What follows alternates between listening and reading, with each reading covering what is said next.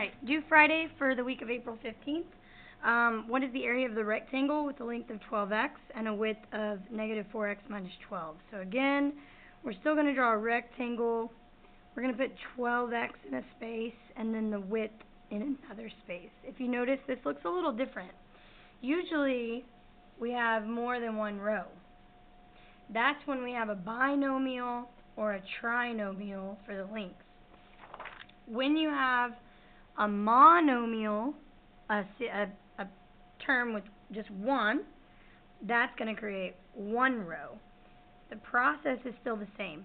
You multiply. So you have 12x times negative 4x would be negative 48x squared, because you have an x times x. That means it's not b and it's not c. Then you have 12x times negative 12, negative 144x. So A. Number 2, if f of x is 10, well, f of x is the same thing as y. So that means our y value is 10. So I plug that into the f of x, and then I can solve. Subtract 8, you end up with 2, divide by half, and you end up with 4. Another option here is to type this into your y equals in your calculator,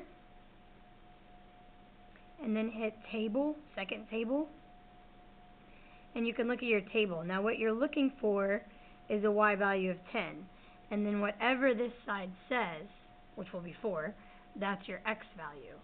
And you'll notice that it's in the x position, because these used to say f of x, f of x, f of x.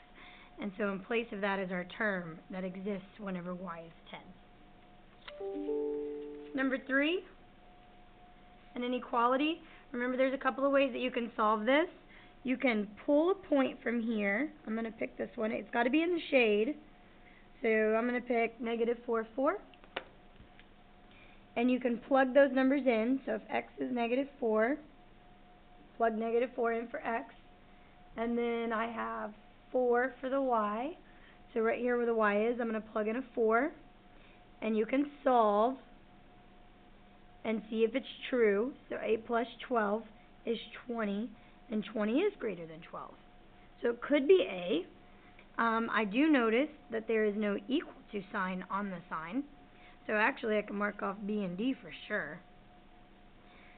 And then you could take a point from here, let's say 2, 2, and you can also plug it in. So my x is 2, my y is 2.